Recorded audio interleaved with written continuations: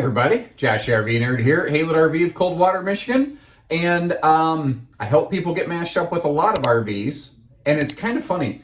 Occasionally I'll get this question, somebody just hit me out here, they go, okay, like they spent 2.5 years finding the right RV, and they just left with a new Montana from our place, and they look at me and go, so do you know where I could take this thing? And we kind of laughed about that. They spent so much time focusing on the RV, they never thought, what are we going to do with it? So I kind of thought about that a little bit more. And I thought, this is not about helping people find campgrounds, by the way, but what are some things we can do to help people who've already purchased their RV? Like, what's next? What do I do? What do I do with this thing? And I kind of thought I'm going to work on like this series of things I'm going to release. And today I want to kind of go over a very basic, but I think pretty effective, pre-trip checklist so that you don't accidentally smash this thing or self-inflict a bunch of damage on it. That's, self-inflicted damage, insurance and warranties don't cover it. Unfortunately, you'll have to, and maybe I can help you avoid some of that.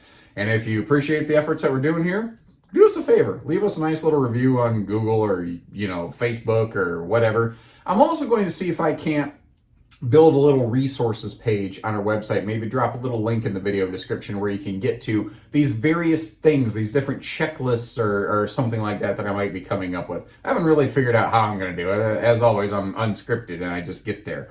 So, I also want to preface this by saying this is more based upon a towable RV scenario. Obviously, if you have a motorhome, it will change a little bit, but I think this is generic enough. You'll pretty much get the idea. And again, I'm going to try to have this kind of as like something you could print out for yourself and keep with you. I don't know, maybe downloadable, figure it out. So logically, where you're at right now, you've got the RV packed, maybe the slides are open, maybe you're leaving a campsite, maybe you're leaving a house or a storage facility. That's kind of like the mental position that I envision we're going through right now. So logically, while everything is open and accessible as much as possible, I know some storage facilities it's not, you want to try to make sure all your cabinet doors are closed.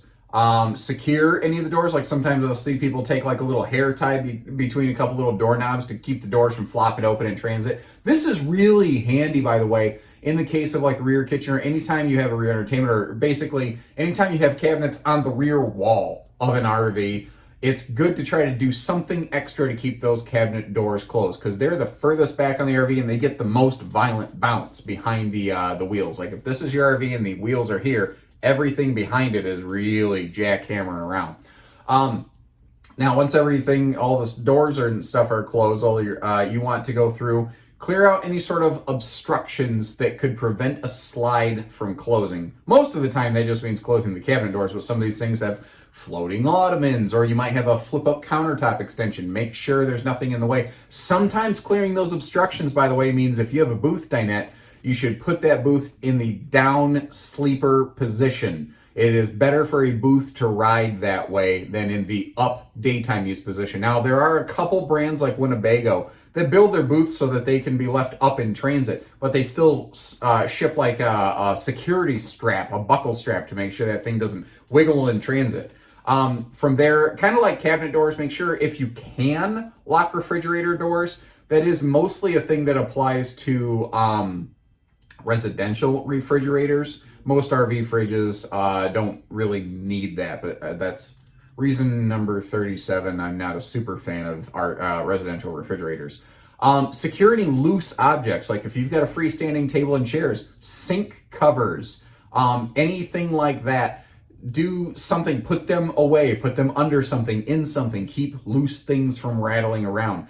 If you have a stovetop cover, a handy little kind of camping hack is take just like a towel and just put it under that so that when it's going in transit, it's not like really heavy banging around or doing little digs or scratches. Don't forget your toiletries. Like a lot of times the doors are closed, we're like, okay, I gotta close everything. Okay, I got the sink covers, I got the chairs. And you're not thinking the bathroom. Don't forget your bathroom in your bedroom. You got a thing, an alarm clock next to the bed. Put that away. You don't want it smashing around, banging around in transit. Your furnace, air conditioner, TVs, water heaters, water pumps, all that stuff. Turn all that off. You don't want to have a thing running in transit. And let's say that you're like taking it to storage or you're bringing it back from a trip and parking it next to the house. You are probably tired. If you're done camping, you are probably ready to just unhook and go home. Maybe grab the laundry and get out. Well, you'll forget something because you're just ready to be done. You're ready to go home and crash in your own bed. So make sure you turn all that stuff ahead of time, or turn that stuff off ahead of time. On that note, pay some special attention to things like anything that has a pilot light, like an oven. Make sure that is turned off also. After that, after we've put everything away, secured everything, I think now is a good time we turn off lights, fans, stereos, all that 12 volt stuff. Because, we've needed the lights on to see what we're doing up to now. Maybe you wanted the fan on to keep some airflow. Now you want to turn all that off. At this point, we're pretty much ready to close the RV. But before you just go hitting the button and closing those slides, take a peek, if not at your whole roof, which is a good idea, but your slide roofing specifically if you have a slide out camper. You want to make sure there's nothing on top of those slides that maybe you weren't aware of that is going to either, cause a conflict between the slide fascia and the slide wall itself. You don't want anything pinched in there. Also, you don't want anything grinding through your slide seals. After that,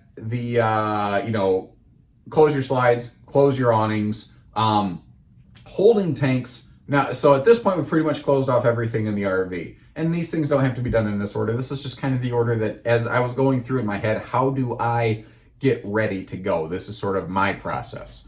And if there's steps I've missed, if there's something I forgot, let me know. We'll add it to the list. It'll be a living document. It'll be, nerd inspired and nerd herd preferred. I don't know. But holding tanks. This is somewhat of a hot button item out there, but I'm not aware of any manufacturer who recommends towing an RV with full holding tanks. I know there are some people go, well, what am I supposed to do? I'm dry camping. I got to be able to tow water in these. Understand, it is not recommended. It is advised not to do that probably in your owner's manual, that specific thing. Now, I can't tell you, yes, but you can get away with this many gallons. If you need a little bit of water, like you want to stop, you want to cook something, you need to wash your hands, take a travel shower, something like that, you can probably have a little bit of water in there, but you probably don't want to have a full freshwater holding tank. And unless you need to travel somewhere to empty out your black and gray tanks, usually it's a short distance, there's no beneficial reason to travel with those things full. But if you are going to travel with water, try to have as little as you can. I'm spoiled here in the Midwest. I'm never more than 10 minutes from water. I can get most of the way there, fill up my tanks, ease my way to the rest of the campsite. Never going to be a problem. I know that there are some places where that's not possible. You need to maybe potentially take additional measures. So just kind of keep that in mind. But at this point, let's empty our holding tanks. You may need to retreat your black tank for odor prevention, things like that. Now that everything's emptied, this is when we want to go through, disconnect power, cable, sewer, water, all those things. Store them, please. Store your sewer and your freshwater hoses separately. I can't count on both hands and feet the number of times I saw a used RV come in on trade last year that had one tote of sewer and water hoses in it. You will get your family sick. Eventually, you're going to make yourself sick. Just please quit doing that. Everybody, please, a little PSA from your Uncle Josh. Oh my God. Some people are like, really? But anyway. So we've got everything unhooked. Replace your sewer drain cap, your little flipper, thing if you have a coax cap or something like that. Make sure all your caps and your lids and everything are back in place. At this point, logically, the RV's all unhooked. It's all packed up. Let's check our lights, get the vehicle plugged into it. Let's check, left signal, right signal, brakes, clearance lights, etc. This is the time you want to do that. You don't want to be finding out you got a bad brake light in transit. Don't forget to check your vehicle lights though. Doesn't hurt. Both of these things, needing to replace lights are uncommon, but this is the time to find out. Also, check your, since at this point we're basically hitched up, take an extra second to double check to make sure your hitch is secured and locked. The penalty for failure there is way too steep. At this point, let's check our tire pressure, both the vehicle and the RV, frankly. And you do want to, like when you see tire pressure ratings, those are at a tire at rest, a cold tire, not like once you've been traveling a lot, because that changes things. PSI ratings are recommended for cold pre-trip inspection. So this is the time to do that. Also, while you're checking your tires, check your wheel lug torque. Now, you need to refer to your owner's manual on that. I can't give you a rough, here's the thing you want to look for, because a giant 16,000 pound toy hauler and a 3,000 pound wolf pup don't need the same things. They have, one has 5 lugs, one has 6, and they need different torques. You need to check your owner's manual and suggestions on that one on a per trailer basis, but the process will remain the same. We're hitched up, we're plugged in, we've checked our tires. Get your wheel chocks out of there if you've got wheel chocks, because there's nothing like trying to pull away when you have wheel chocks still on there. Also, get your stabilizers up. Don't go pulling away with your stabilizers down. And similarly, disengage your parking brake on your vehicle. At least once a year, somebody comes in and their vehicle brakes aren't working right, and they're just smoked because somebody left it on there. So I'm sure there's something I've missed. This was just me kind of walking through my own process, and I'm trying to think in my head, is there anything that like my wife tends to take care of that I maybe missed? So like if I have missed something, leave us a little comment. Let us know, what we missed, what if you have questions, anything like that. Some of this is very generic. Some of it you still need to refer back to your owner's manual. As generic as those things are. Sometimes there are some specific things in there you need to look at. But hopefully that help gives you an idea so that after you've got the RV, you can leave your home, leave your campsite, whatever, without accidentally self-incurring damage, because self-inflicted damage is the one that just eats you the most.